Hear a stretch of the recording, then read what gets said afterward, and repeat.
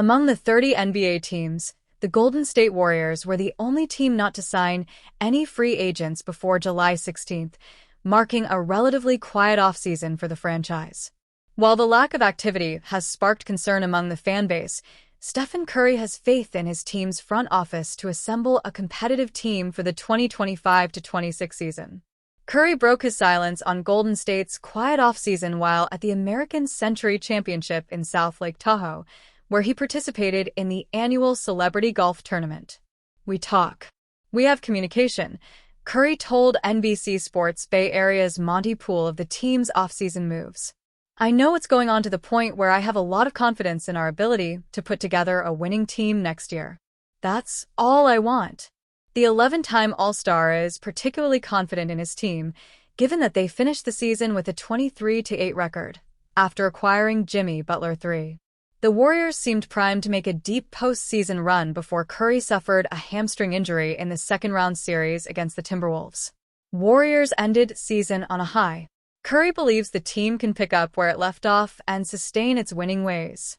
"I mean, we'll talk about X's and O's and the philosophy of how this particular team that's coming in next year needs to play to win, and that'll evolve over the course of training camp and the 82-game schedule," Curry said. "Right now, it's everybody taking advantage of an unfortunately longer offseason to get refreshed and rejuvenated mentally and physically. Our last 35 games and the playoffs felt like a full-on sprint." The four-time NBA champion expressed excitement about playing next to Butler again, a year after the two stars developed chemistry. "We know how to win. We know how to play. Pieces fit," Curry said. "We'll kind of commit to that and embrace the challenge of trying to climb the mountaintop again." Can Warriors compete for NBA title? Golden State's quiet offseason has been primarily impacted by their inability to find a new home for restricted free agent Jonathan Kuminga. The fifth-year forward reportedly has numerous suitors, but limited cap space around the league has made it challenging for the Warriors to execute a sign-and-trade transaction. The Warriors are also said to be in the market for a new starting center, thereby allowing Draymond Green to slip back to his natural position of power forward. The need for a center amplified when longtime big Kevin Looney departed as a free agent. Former Celtics star Al Horford has been heavily linked to the Warriors, with the expectation that he will eventually sign with the team, joining Curry and company. Curry is excited at the prospect of Horford joining the team, per The Athletic's Anthony Slater. According to ESPN's Mark Spears, the Warriors are not the only team pursuing the services of Horford, a former five-time All-Star. What's going to happen with Horford? Golden State expected him to sign last week. He didn't, Spears told ESPN's NBA Today on July 14th. The Los Angeles Lakers, Milwaukee, and Atlanta, I believe, are also interested in the nearly 40-year-old guy, who also has retirement on the table. He's still considering retiring. He's not in any hurry. The Golden State Warriors were reportedly among the teams that pursued Bradley Beal in free agency, but were unwilling to offer more than a veteran minimum contract, according to Clutch Point's NBA insider Brett Siegel.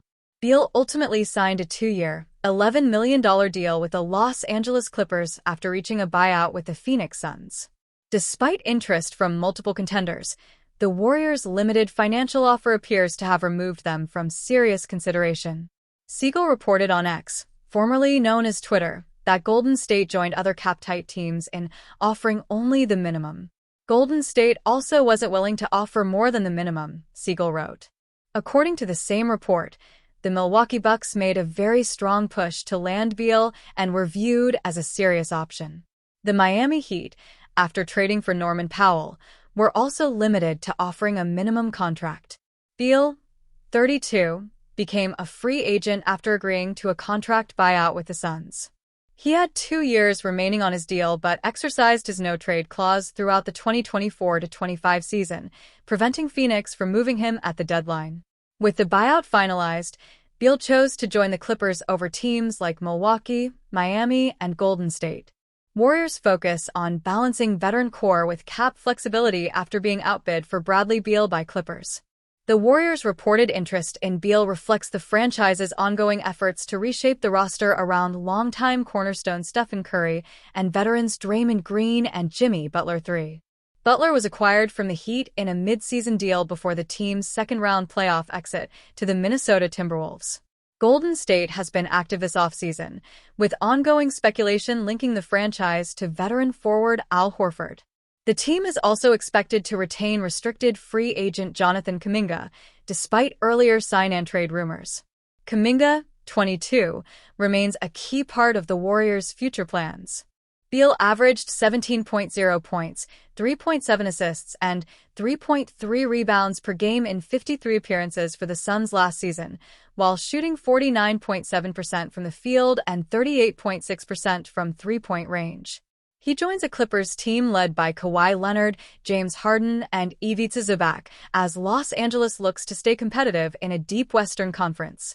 The Warriors, meanwhile, are looking to balance competing in Curry's later years with maintaining financial flexibility and developing young talent. With Beal commanding a salary above the minimum, Golden State opted not to escalate its offer, instead allowing the former All-Star to explore more lucrative and prominent roles elsewhere.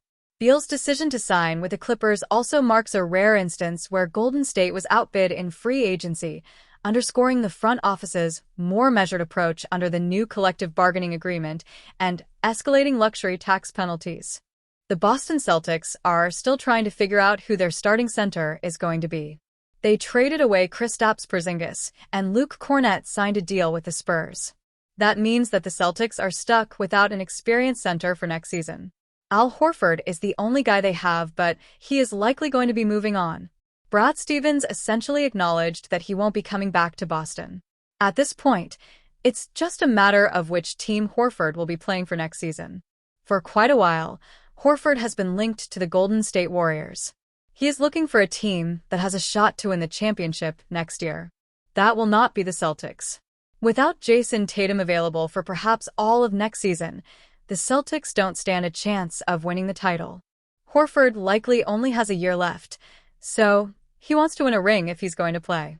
The Celtics will have to look at other options for the starting center spot if they don't want to have to put Luka Garza or Neemias Queta out there.